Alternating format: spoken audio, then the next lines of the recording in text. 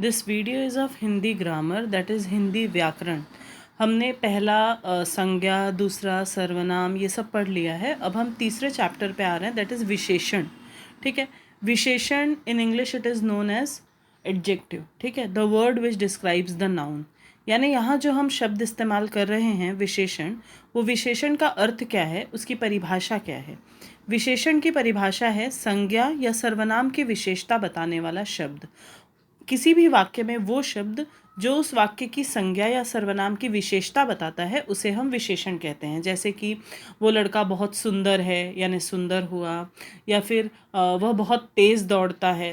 तेज़ तो नहीं होगा क्योंकि वो आ जाएगा क्रिया विशेषण में, लेकिन विशेषण में जो भी संज्ञा है, जैसे कि वह बहुत लंबा है, रास्ता बहुत छोटा है, गली बहुत संकरी है। तो इस प्रकार के जो शब्द इस्तेमाल होते हैं वो हैं विशेषण, जो संज्ञा या सर्वनाम की विशेषता बताते हैं।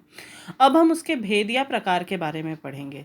तो विशेषण के 4 भेद हैं या 4 प्रकार हैं, हम कह सकते हैं। सबसे पहला है गुणवाचक विशेषण, दूसरा है संख्यावाचक विशेषण, तीसरा है परिमाणवाचक विशेषण और चौथा है सार्वनामिक विशेषण। इन शब्दों के ये जो प्रकार हैं, इन शब्दों से ही आप बहुत आसानी से समझ सकते हैं कि कौन सा शब्द किस बारे में हमें बताता है, कौन सा विशेषण किस प्रकार का है। तो इसमें से सबसे पहला जो नाम है वो है गुणवाचक विशेषण। गुणवाचक, जैसे आप शब्द से ही समझ रहे हो, ये गुणों के बारे में बताता है। अब संज्ञा या सर्वनाम के गुण, दोष, रंग, रूप और आकार का बोध होना, मतलब जो गुणवाचक विशेषण होते हैं उनसे हमें जो भी संज्ञा या सर्वनाम है उसमें उसके गुण, उसके दोष यानी उसकी कमियां जो है, उसका रंग, स्वरूप, आकार, इन सारी चीज़ों का बोध होता है। जैसे आपको उदाहरण दिए गए हैं, कोयल का स्वर मीठा है।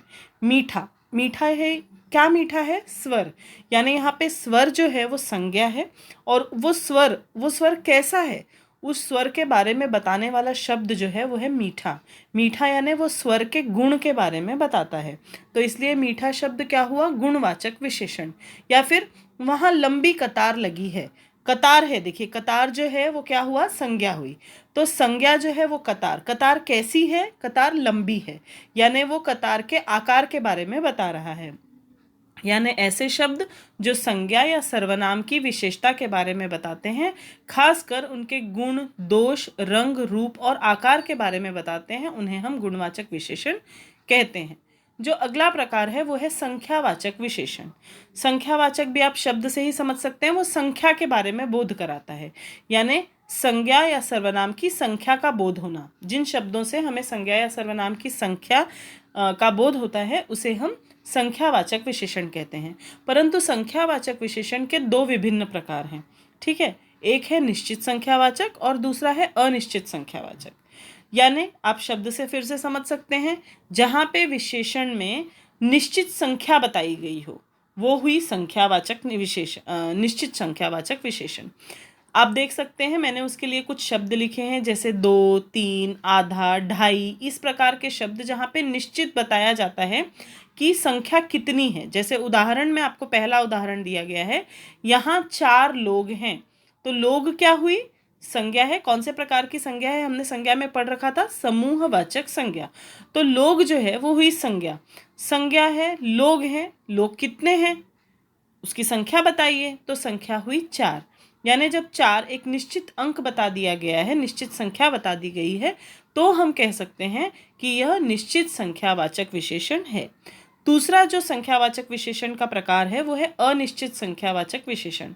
जाहिर बात है, शब्द से ही आप समझ सकते हैं, वहाँ पे अनिश्चित है, संख्या जो है वो अनिश्चित है। जैसे कुछ, कई, सारे, ढेरों, इस प्रकार के जो शब्द का प्रयोग होता है विशेषण के स्वरूप में, उसे हम अनिश्चित संख्यावाचक विशेषण कहते हैं। इसका उदाहरण आप दूसरा वाला देख लीजिए, कुछ समय मेरे साथ रहो। समय है, लेकिन समय कितना है? समय है कुछ ही समय है उसके पास, अनिश्चित है। कुछ यानी 2 घंटे, 3 घंटे, 10 मिनट, कितना भी समय हो सकता है। तो ये कुछ समय जो है ये आएगा कुछ अनिश्चित संख्यावाचक विशेषण। ठीक है, तीसरा प्रकार हम पढ़ रहे हैं जो है परिमाणवाचक विशेषण। परिमाण, इस शब्द का अर्थ ही होता है इंग्लिश में क्वांटिटी, यानी वो हमें ये बताता है कि ये चीज़ कितनी है। कितना हम कैसे नापते हैं? नाप या तौल कर, यानी संज्ञा या सर्वनाम के नाप तोल का बोध होता है जिन चीज़ों से, उसे हम कहते हैं या परिमाणवाचक विशेषण। ठीक है, नापना, तौलना, ये जो शब्द होते हैं ना, इसे हम कहते हैं परिमाणवाचक, यानी ये उसका परिमाण यानी उसकी क्वांटिटी आपको बताता है। उदाहरण दिया है, देखिए पहला एग्जाम्पल क्या है, अब खेत में अधिक अन्न उपजा। अधिक अन्न है, लेकिन कितना अन्न है, अधिक है।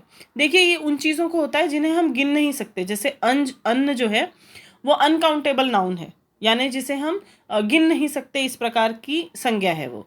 तो इसलिए उसकी विशेषता जो बता रहा है वो उसके परिमाण को बता रहा है, उसकी क्वांटिटी बता रहा है कि अन्न है, लेकिन कितना अन्न है, अधिक अन्न है। तो अधिक जो शब्द हुआ वो हुआ परिमाणवाचक विशेषण। जो अगला उदाहरण आपको दिया गया है, उसके पास बहुत धन है। धन, हम धन नहीं नाप सकते, हम पैसे नाप सकते हैं, हम पैसे गिन सकते हैं, लेकिन पैसे जो हैं वो एक क्वांटिटी है।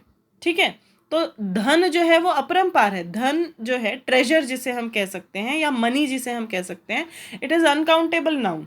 ठीक है, तो धन जो है वो हम कह सकते हैं कि एक उसमें जो इस्तेमाल हुआ जो विशेषण, यानी बहुत धन, तो बहुत जो शब्द हुआ वो उसका परिमाण बता रहा है, उसकी क्वांटिटी बता रहा है, तो इसलिए ये हुआ परिमाणवाचक विशेषण।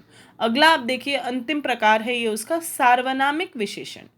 जैसे कि आप नाम से ही समझ सकते हैं, यहाँ पे विशेषण के रूप में प्रयोग किसका होता है, सर्वनाम का, यानी संकेत के द्वारा संज्ञा का बोध होता है। संज्ञा के बारे में हम कैसे बताते हैं, किसी सांकेतिक शब्द का प्रयोग करके। जैसे उदाहरण में आपको दिया है, उस लड़के ने पत्थर उठाया। देखिए लड़का जो है यहाँ पे वो तो हो गई संज्ञा। ठीक है, तो संज्ञा हो गई लड़का, लड़का, लेकिन कौन सा लड़का, उस लड़के ने। ठीक है, उस लड़के ने पत्थर उठाया, तो उस जो है वो विशेषण है, मतलब लड़का, हर किसी भी लड़के की बात नहीं हो रही है, पर्टिकुलरली एक लड़के की बात हो रही है, उस लड़के ने पत्थर उठाया। तो उस जो है यहाँ पर विशेषण है, लेकिन उस आपका क्या है, सर्वनाम है, तो इसलिए उसे सार्वनामिक विशेषण कहते हैं।